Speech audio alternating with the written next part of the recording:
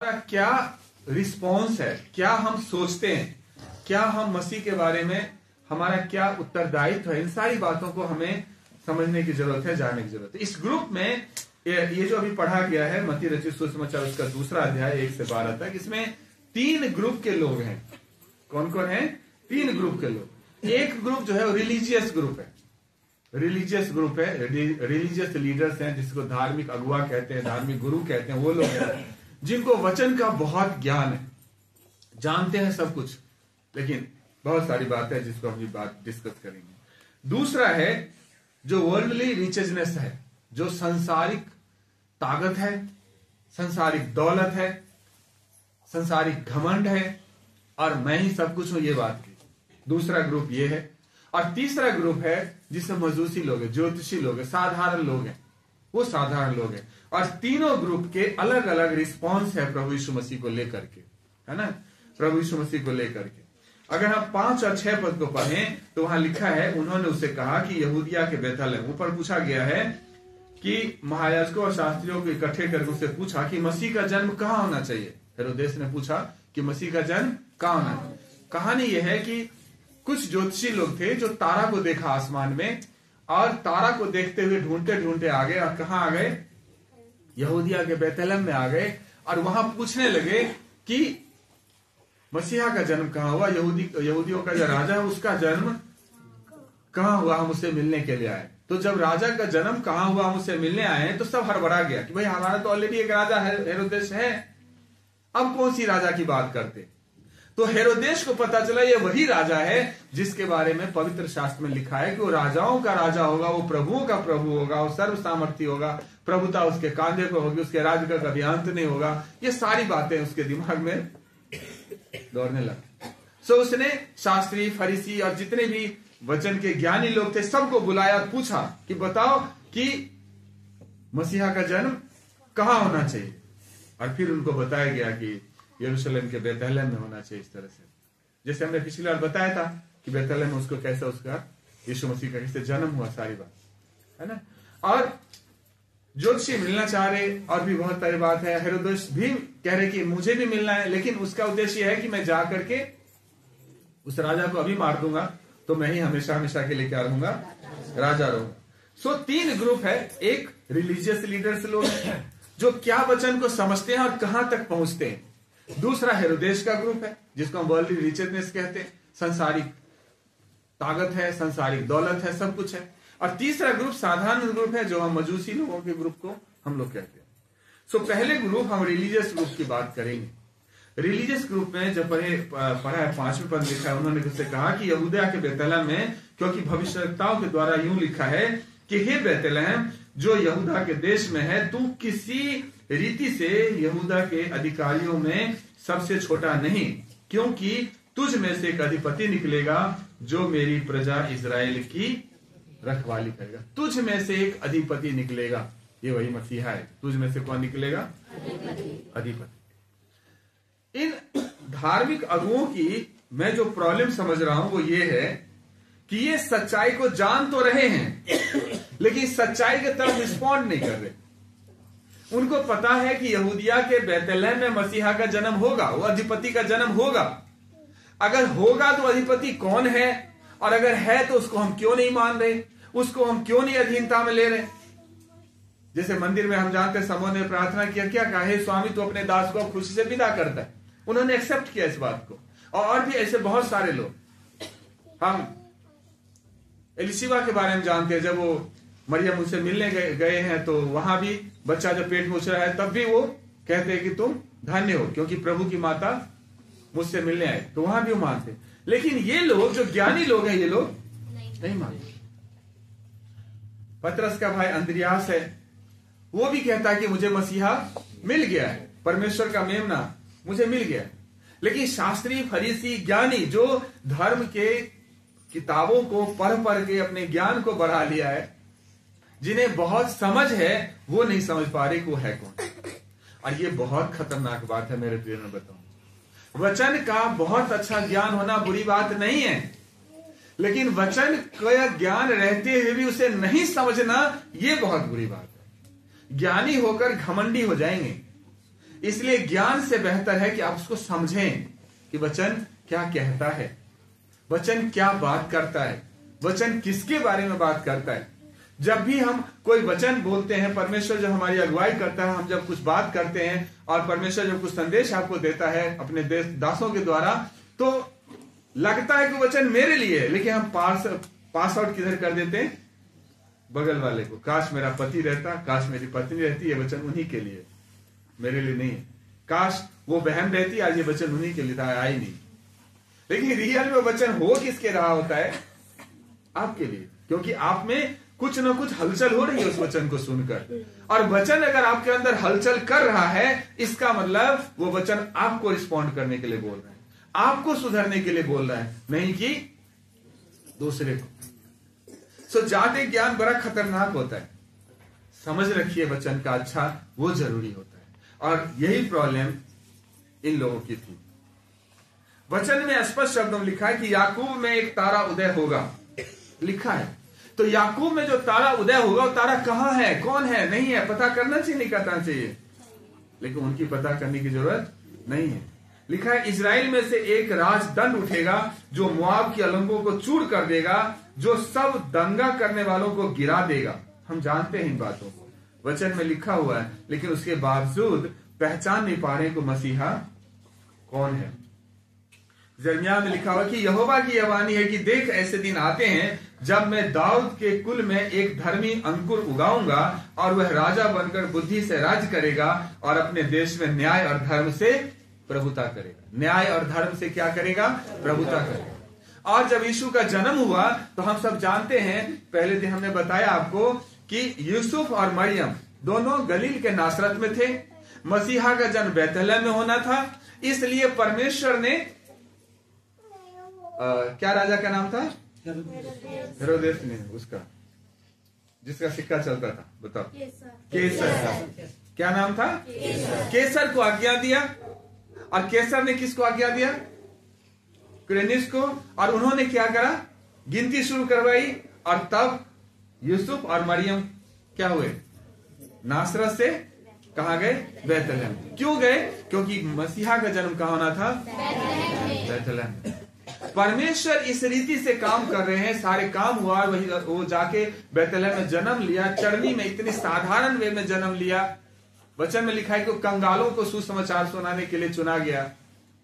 लेकिन धर्म के ज्ञानी लोग उस बात को नहीं समझ पा रहे। इसलिए पौलुस लिखता है वचन में कि वो बुद्धिमान जताकर मूर्ख बन गए और अविनाशी परमेश्वर की महिमा को नाशवान मनुष्य, पक्षियों, चौपायों और रेंगने वाले जंतुओं की मूरत की समानता में बदल डाला। खुद को बुद्धिमान जताकर क्या बन गए? मूर्ख बन गए। कैसा मूर्ख? कि अविनाशी परमेश्वर, जो परमेश्वर अविनाशी है, उस परमेश्वर को कहां ढूंढना शुरू किया?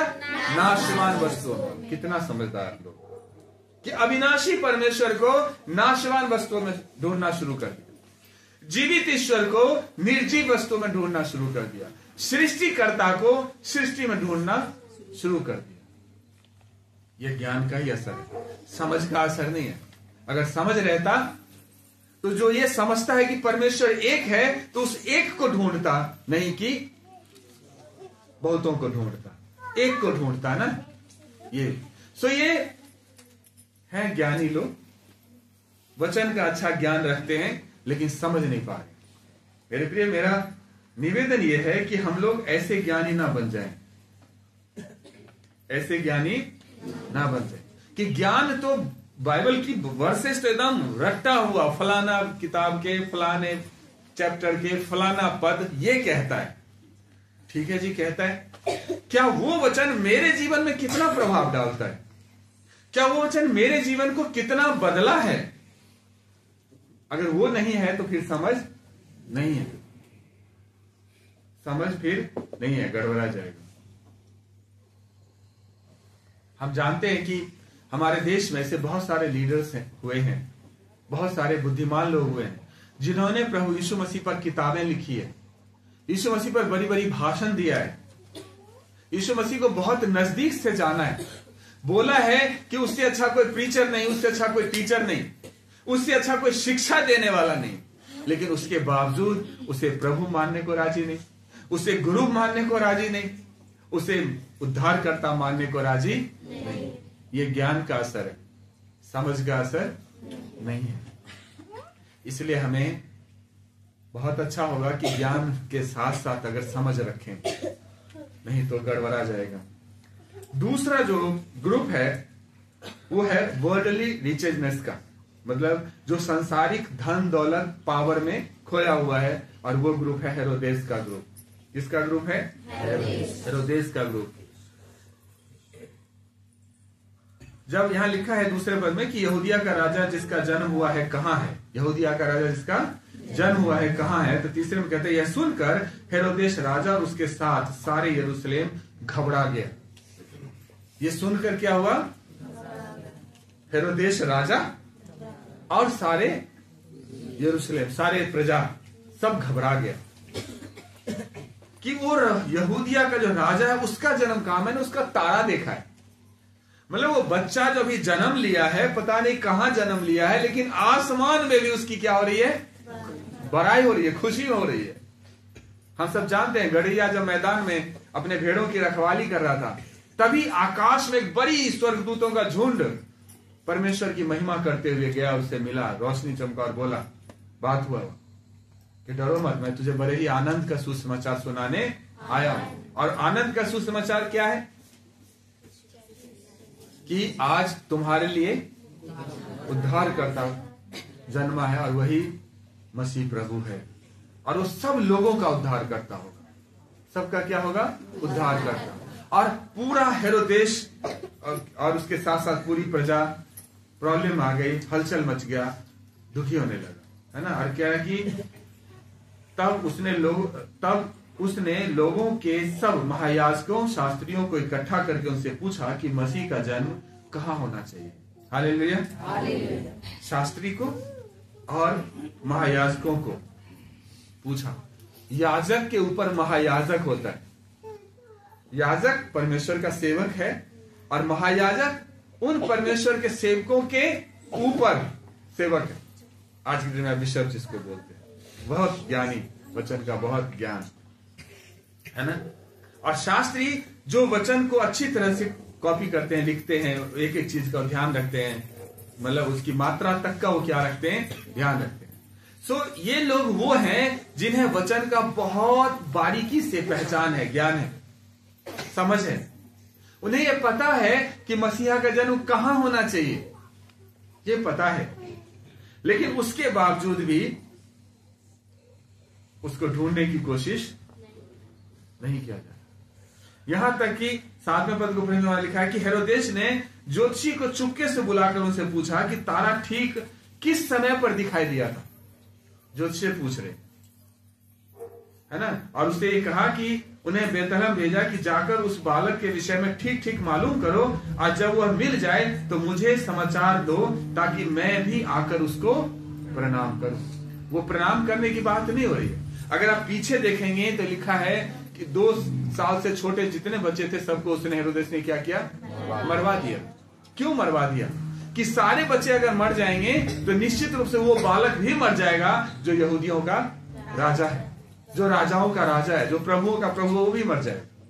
क्या परमेश्वर का प्लान इतना कमजोर हो सकता है कि कोई भी इंसान उस प्लान को गड़बड़ा के चल दे? नहीं हो सकता। परमेश्वर के प्लान को आप डिस्टर्ब कर सकते हैं, है ना, परेशान कर सकते हैं, लेकिन रोक नहीं सकते। वो अपने समय पर निश्चित रूप से पूरा होगा, मतलब होगा। जो वादा परमेश्वर ने आपसे किया है, आप लोग ध्यान सुनिए, जो वादा परमेश्वर ने आपसे किया है या इस साल में करने वाला है, वो निश्चित रूप से अपने समय पर वो पूरा होगा ही होगा। हालेलुया। तो जो परमेश्वर है वो झूठ नहीं बोलता। वो मनुष्य नहीं है कि अपना विचार बदल दे। वो मनुष्य नहीं है कि झूठ बोले। उसकी बात हाँ की हाँ में और ना की ना में पूरा होता है। उन्होंने मानव जाति के उद्धार के लिए, उसके छुटकारा के लिए एक उद्धारकर्ता को लाया। यह फाइनल हो चुका है, तो उसको कोई बदल नहीं सकता। वो मसीहा आ चुका है, ये बात है। लेकिन क्या है बहाना, ढोंग कि मुझे भी बताना कि वो बालक कहाँ है, ताकि इसी बहाने बालक से मिलने जाऊंगा। कह रहे कि मैं जाके प्रणाम करूंगा।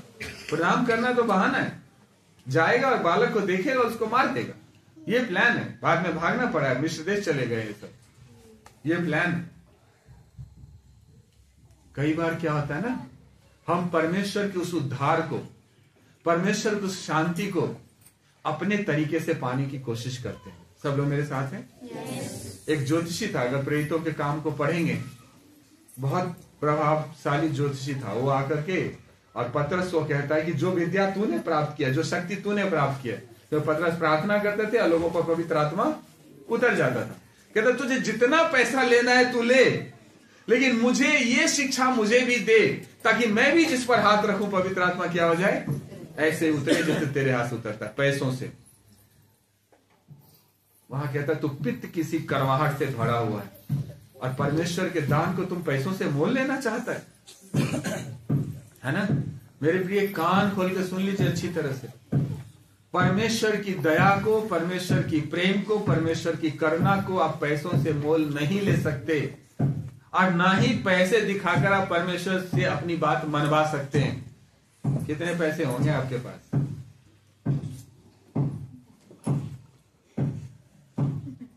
है ना। कहता स्वर्ग मेरा सिंहासन है, पृथ्वी मेरे पैर के नीचे की चौकी है। जमीन के अंदर गड़ा हुआ सोना परमेश्वर का रखा हुआ। किसी के पास अगर आधा 1 किलो सोना हो जाए तो दुनिया का सबसे अमीर इंसान अपने आप को समझता होगा। लेकिन प्रभु यीशु मसीह जहां रहते हैं, जहां उनका राज्य है, जहां वो उनका निवास स्थान है, वहां के जो रोड है वो भी चोखे सोने से बना हुआ है। महल की तो बात ही छोड़ दो, बेडरूम की तो बात ही छोड़ दो। उनको हम क्या दिखाएंगे? 2, 4, 5 किलो से लाख 2 लाख रुपए कि प्रभु ये ले लो और मेरा काम कर दो। नहीं मान सकते।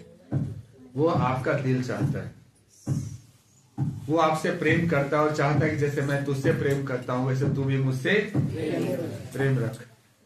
एक धनी जवान था, याद आया, और वो प्रभु यीशु मसीह के पास आया, बोला हे उत्तम गुरु, अनंत जीवन का वारिस होने के लिए मैं क्या करूं? याद आया, अनंत जीवन का वारिस होने के लिए मैं क्या करूं? प्रभु ने ये कर, ये कर, ये कर। बोला ये सब तो मैं बचपन से करता आया हूं। बोला ये सब तो बातें मैं बचपन से करता आया हूं। प्रभु ने बोला अच्छा तो सिद्ध होना चाहता है? बोला you want to perfect in spirit, आत्मा में परिपूर्ण होना चाहता है। आत्मा में परिपूर्ण होना चाहता है तो बेटा एक काम करो, सारे धन दौलत तुम कंगालों में बांट दो और फिर मेरे पीछे चलो, क्योंकि परमेश्वर और धन दोनों की सेवा तुम नहीं कर सकते, है ना। और वचन में लिखा वो उदास होकर चला गया। क्या चला गया? कहने का मतलब हे प्रभु यीशु, अगर आपको अपनी सेवकाई के लिए 2, 4, 5, 10 लाख रुपए की जरूरत है तो बोलो, मैं वो दे दूंगा, लेकिन मुझे क्या करो, स्वर्ग का वारिस होने के लिए साइन मार दो, बस प्रभु के पास पहुंच जाएंगे। पैसों के बदौलत मनुष्यों को खुश कर सकते हैं, परमेश्वर को खुश नहीं कर सकते। यीशु मसीह जो गुरुओं का गुरु है, प्रभुओं का प्रभु है, राजाओं का राजा है। पता है, महायाजक और लोगों के पुरानिए यीशु को मार डालने की सम्मति कर रहे थे। महायाजक जो जानता है कि मसीहा आने वाला है, उसका जन्म कहां होगा पता है, वो क्यों आएगा पता है, लेकिन उसके बावजूद भी उसे मार डालने की कोशिश करते। प्रॉब्लम क्या थी पता है? प्रॉब्लम यह थी कि उनकी अपनी सत्ता छिन रही थी। आज संसार में प्रभु यीशु मसीह को लेकर इतनी हलचल क्यों है? पूरे संसार में मैं दावे के साथ कह सकता हूं, अगर कोई कौम है जिसको प्रेम की शिक्षा दी गई है तो मसीह के लोग हैं जिसे प्रेम की शिक्षा दी गई, जिन्हें कहा गया कि तुम शत्रुओं से भी प्रेम रखो। कहीं पर यह शिक्षा नहीं मिलेगा। यह शिक्षा है दांत के बदले दांत, आंख के बदले आंख, हाथ के बदले हाथ। लेकिन प्रभु यीशु मसीह क्या कहता है? जिस दिन तुम दुश्मनों से प्रेम करना सीख जाओगे उस दिन तुम मेरे चेले बन जाओगे। इतना गहरा प्रेम करना प्रभु सिखाता है। वचन में लिखा है कि आपस में प्रेम रखोगे तो इसी से लोग जानेंगे कि तुम मेरे चेले हो। कहीं भी लड़ाई झगड़ा की बात ही नहीं करता। और मसीही लोग सिर्फ प्रेम करते हैं, एक दूसरे से प्रेम करते हैं, एक दूसरे पर दया करते हैं, एक दूसरे से मिलकर रहना चाहते हैं। इसमें प्रॉब्लम क्या है? एक भाईचारे में रहने से प्रॉब्लम क्या है? लड़ाई झगड़ा करे तो समझ में आता है, लेकिन दुनिया इसलिए परेशान है कि यह प्रेम क्यों करता है। मेरी बात सब समझ रहे? दुनिया इसलिए परेशान है कि आपस में प्रेम से क्यों रहते हैं।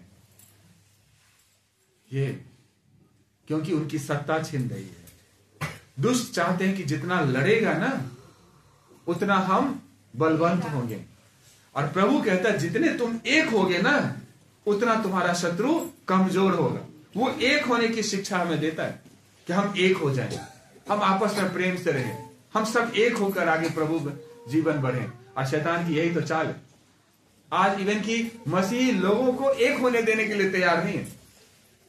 और इसीलिए वो महायाजक और पुरानी है जिनके सत्ता जाने का खतरा था, वो सब यीशु को पकड़ के पेंतुस पिलातुस के हाथ में सौंप दिया। ये वर्ल्डली रिचनेस पीपल है, जिनको संसार के धन दौलत ऐश मौज पावर से ज्यादा लगाव है, परमेश्वर से भी बढ़कर। वो ईश्वर की आराधना भी इसलिए करते हैं कि धन न चला जाए, ईश्वर की आराधना इसलिए करते हैं कि पावर न चली जाए, ईश्वर से मिलकर इसलिए रहना चाहते हैं कि हमारी ईश्वरत्व अपनी ईश्वरत्व बनी रहे। तीसरा ग्रुप है साधारण लोगों की ग्रुप। हालेलुया। किसकी ग्रुप? साधारण लोगों की ग्रुप। इनके बारे में लिखा है, पूरब से कई ज्योतिषी यरूशलेम में आकर पूछने लगे, है ना। ये जो साधारण लोग हैं दूर से आए हैं। कहां से आए हैं? यीशु से मिलने, दूर से मिलने के लिए आए। क्या दिखा उनको? जब दूर से मिलने की लालसा जगी तो स्वर्गीय चिन्ह दिखा। उन्हें स्वर्गीय चिन्ह दिखा, जिस चिन्ह को देखकर वो दूर से मिलने के लिए आए, उसकी महिमा करने के लिए आए। हम लोग इकट्ठे हुए हैं। आप अलग अलग एरिया में चले जाओ, यूपी में जाएंगे, 40-40, 50-50 किलोमीटर दूर से लोग आते हैं आराधना करने, परमेश्वर की महिमा करने। मैं अगर अपनी बात बताऊं, हम लोग जब शुरू में प्रभु में आए थे तो दूरी नहीं देखते कहां जाना है, बस ये होना ना फलाने जगह प्रार्थना हो रही है, फलाने जगह हो रही है, बस चल देते थे।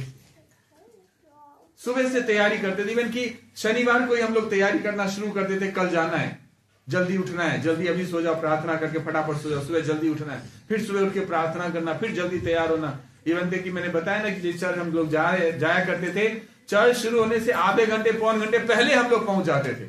इतनी खुशी हुआ करती थी दूर से। मेरे प्रिय, जब आप दिल से उसको याद करेंगे ना तो फिर वो आपका है, लेकिन फॉर्मेलिटी में वो नहीं मिलेगा, फॉर्मेलिटी में वो नहीं मिलेगा। 10 पद में लिखा है कि उस तारे को देखकर वे अति आनंदित हुए। जिस स्वर्गीय चिन्ह को देख करके आए और पूछ रहे थे, लोगों से पूछ रहे थे। जब शुरू में हमारे घर के पीछे ही एक जगह प्रार्थना होती थी और वहां एक प्रभु के सेवक आते थे वचन सुनाने, तो मेरी वाइफ ने उसको पूछा कि कहाँ चर्च लगता है, तो उसने जगह का नाम बताया, फलाने जगह लगता है। फिर हमसे पूछा कि जाने का रास्ता किधर से, वो ऐसा ऐसा करके बता दिया, हम चले गए।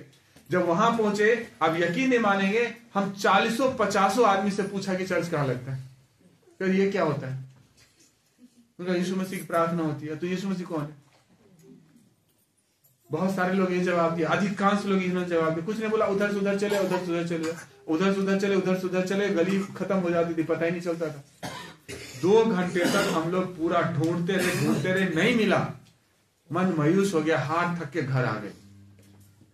फिर वो भैया आए, फिर हमने उनसे पूछा, उस टाइम फोन फान भी इतना नहीं होता था ना, फिर भी हम उनसे पूछा, तब उन्होंने बताया। फिर किसी को साथ कर दिया तो बड़ी मुश्किल से हम लोग पहुंचे। 14-15 किलोमीटर जमीन होती थी, कई बार पैदल चले जाते थे पैसे के अभाव में, लेकिन एक जोश था कि हमें प्रार्थना में जाना, हमें प्रभु से मिलने जाना है। हालेलुया। ये जोश अपने अंदर रखना है। वो अंदर से आनंद जब तक नहीं आएगी, आनंदित नहीं होंगे, खुशी नहीं होंगे, ये इच्छा नहीं होगी कि आज मुझे प्रार्थना में जाना है, आज मेरे लिए कुछ स्पेशल बात होगी, आज प्रभु मेरे से बात करेगा, आज मेरे जीवन को प्रभु आशीषित करेगा, तब तक प्रभु के साथ एक होना मुश्किल हो जाएगा। प्रार्थना जब आते थे ये सोच करके आए कि आज प्रभु मुझसे बात करेगा, ये सोच के आए कि आज प्रभु मेरे जीवन को आशीषित करेगा। ये सोच के मत आओ कि नहीं जाएंगे तो नाराज हो जाएंगे, कोई फायदा नहीं। मेरे लिए मत आओ, प्रभु के लिए आओ, अपने दोस्तों के लिए मत आओ, है ना, प्रभु के लिए आओ, अड़ोसी पड़ोसी के लिए मत आओ, प्रभु के लिए आओ। तब प्रभु आपके जीवन को क्या करेगा? आशीषित करेगा। 11 पद में लिखा है, उस घर में पहुंचकर उस बालक को उसकी माता मरियम के साथ देखा और मुंह के बल गिरकर उसे प्रणाम किया। कैसे प्रणाम किया? मुंह के बल गिरकर उस बालक को प्रणाम किया। शायद मुझे लगता है उस बालक के बारे में किसी को पता नहीं होगा, अड़ोस पड़ोस में भी नहीं पता होगा, लेकिन इन्हें पता था कि वो प्रभु है और लेट गए, पूरी तरह से अपने जीवन को समर्पित कर दिया। मेरे प्रिय, मेरा सवाल है कि हम लोग अपने प्रभु के लिए अपने जीवन को कितना समर्पित करके चल रहे हैं, कितना हम अपने जीवन में उस ईश्वर को जगह दे रहे हैं, किस रीति से हम उसकी आराधना कर रहे हैं। क्या मुंह खोल के प्रार्थना करते हैं? क्या मुंह खोल के भजन गाते हैं? क्या अपने जीवन की जो शारीरिक लालसाएं हैं, सांसारिक लालसाएं हैं, आत्मिक जो लालसाएं, क्या उन सब चीजों को, जो आंखों की अभिलाषाएं, क्या उन सब चीजों को हम अपने जीवन से दूर करते हैं? क्या आत्मिकता में बढ़ते हैं, प्रभु की और भी नजदीकी में बढ़ते हैं? इन सारी बातों को हमें समझने की जरूरत है। तो उन्होंने क्या किया? प्रणाम के मुंह के बल गिर कर प्रणाम किया। लिखा है, अपना थैला खोलकर उसको सोना, लोबान और गंधरस की भेंट चढ़ाई। क्या क्या चढ़ाई? सोना, लोबान और गंधरस की भेंट चढ़ाई। परमेश्वर के इकलौते पुत्र प्रभु को, उद्धारकर्ता को जब उसने देखा तो जो उनके पास था वो उत्तम से उत्तम भेंट को उन्होंने प्रभु के सामने उनके चरणों में रखा। वचन में लिखा है कि मेरे घर छूछे हाथ मत आना। किसी ने पढ़ा है? पुराने नियम लिखा है ना, मेरे भवन में कैसे नहीं आना? छूछे हाथ का मतलब खाली हाथ नहीं आना, कुछ लेके आना। वचन में लिखा है कि जब शाऊल मिलने जाता है समूएल से, याद है जब वो गदही ढूंढ रहा होता है तो उसके साथ भी एक बंदा होता है। बोला कि दर्शी इधर ही मिलेगा। तो बोला दर्शी से हम अकेले कैसे, खाली हाथ कैसे मिलने जाए? कुछ लेके जाना चाहिए। परमेश्वर के सेवक से मिलने जा रहे हो खाली हाथ, परमेश्वर से मिलने जा रहे हो खाली हाथ। चाहते हो जाए खाली हाथ लेके आए बड़े? अरे आप सब्जी भी खरीदने जाते हो तो हाथ में पैसे और थैला लेके जाते हो, और ना पैसे लेके जाओ ना थैला लेके जाओ, मिलेगा सब्जी? परमेश्वर से हम आशीष, जीवन, बहुत सारी बातें, चंगाइयां, बहुत सारी बात लेने आते हैं और खाली हाथ। अगर आप परमेश्वर को बेहतर देंगे, परमेश्वर आपके जीवन में बेहतर करेगा। आप परमेश्वर के सामने कंजूसी करेंगे तो जैसा बोओगे वैसा काटोगे। सोना, मुर, लोबान, ये तीनों अलग टॉपिक है, उस पर अभी हम बात नहीं करेंगे, उतना समय नहीं है। लेकिन ये हर भेंट में उत्तम भेंट माना जाता है, जो उत्तम से उत्तम भेंट उस साधारण लोगों ने दिया। बेस्ट गिविंग, सबसे उत्तम से उत्तम भेंट। हम अपने भेंट में से कैसा उत्तम भेंट डालते हैं, ये सोचना है। क्या फटी हुई नोट उत्तम होता है? या बटुए का सबसे छोटा नोट उत्तम होता है? ऐसी बहुत सारी बातें। कुरकुरा के बोना क्या उत्तम होता है? ये सब चीज समझ, जो उत्तम है, जो बेस्ट है, जो आप परमेश्वर के पास ला सकते हैं, वो आप परमेश्वर के सामने हमें लेकर आना चाहिए। और 12 में लिखा है कि स्वप्न में वह चितौनी पाकर कि हेरोदेस के पास फिर ना जाना, वे दूसरे मार्ग से होकर अपने देश को चले। हालेलुया। उनके सामने 2 आज्ञाएं थी। वो साधारण लोग हैं, दूसरे जगह से आए हुए लोग हैं। 2 आज्ञाएं थी। राजा का आज्ञा है कि जब वो बालक मिल जाए तो मुझे भी आके बताना, और परमेश्वर का आज्ञा है कि उस राजा के पास नहीं जाना। हालेलुया। मेरी बात सबको समझ में आ रही? राजा की आज्ञा है कि जब बालक मिल जाए तो कहाँ आना? मेरे पास, मैं भी जाके प्रणाम करूंगा। और परमेश्वर की आज्ञा क्या आ गया कि उस राजा के पास, हेरोदेस के पास नहीं जाना, तुम अपने रास्ते चले जाना। उसके लिए सबसे महत्वपूर्ण परमेश्वर की बात थी। परमेश्वर की बात को मानना उसके लिए महत्वपूर्ण था, और उसने राजा की बात को नहीं माना और परमेश्वर की बात को माना और लौट गया। मेरे मन में एक सवाल है। संडे के दिन सुबह मालिक का फोन आ गया, ऑफिस आना है, काम पे आना है, और परमेश्वर का कॉल तो पहले से होता है कि मेरे भवन में आना। हम किधर जाते हैं? किसकी सुनते हैं? ये आपको सोचना है, कौन सा कॉलिंग आपके लिए बेस्ट है, किसके पास जाना बेस्ट है।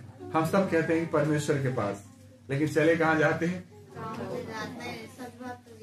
सच बात यही है, पैसे वालों के पास चले जाते हैं, है ना? अगले संडे चलेंगे, वचन तो कहीं से सुन ही लेंगे, और एक दिन नहीं जाएंगे तो क्या होगा? इतने दिन तो चले ही जाते हैं, एक दिन जाने नहीं जाएंगे तो क्या होगा? वो तो सप्ताह में 6 दिन जाते हो, तब कौन सा आपने कुतुब मीनार खरीद लिया, ताजमहल खरीद लिया, जो एक दिन जा करके हो जाएगा, है ना? सो हमारे लिए फर्स्ट कॉलिंग जो है किसका है? परमेश्वर का है। पहला समय परमेश्वर को देना है। और जब ये साल बीत रहा है और अगले साल आ रहा है ना, तो अपने आप से वादा करो, कुछ भी हो जाए, first and best is for our saviour, is for our lord. मतलब पहला और उत्तम मेरे प्रभु के लिए है, मेरे स्वामी के लिए है, मेरे उद्धारकर्ता के लिए। सब लोग सुन रहे हैं? yes. बोलेंगे मेरे पीछे? yes. जो करेंगे वही बोलेंगे, जो नहीं करेंगे वो नहीं बोलेंगे। पहला और उत्तम, आज से मेरे प्रभु के लिए, मेरे स्वामी के लिए, मेरे उद्धारकर्ता के लिए। हालेलुया। तो ये जरूरी, ये क्या हमारे लिए जरूरी है। तो जो बातें हमने अभी आपको सिखाया है, उसमें हमें ये सीखना है कि हमें अच्छे ज्ञान के साथ साथ अच्छी समझ भी होनी चाहिए कि हम कैसे उसको माने, है ना? दूसरी बात, हम उस मसीहा को ढूंढने के लिए आए हैं या मसीहा को मारने के लिए आए हैं? मजूसी ढूंढने आया था और हेरोदेस और शास्त्री फरीसी मारने आया था। हम किधर? हम ढूंढने, और हमें पूरी तरह से अपने प्रभु की महिमा के लिए, अपने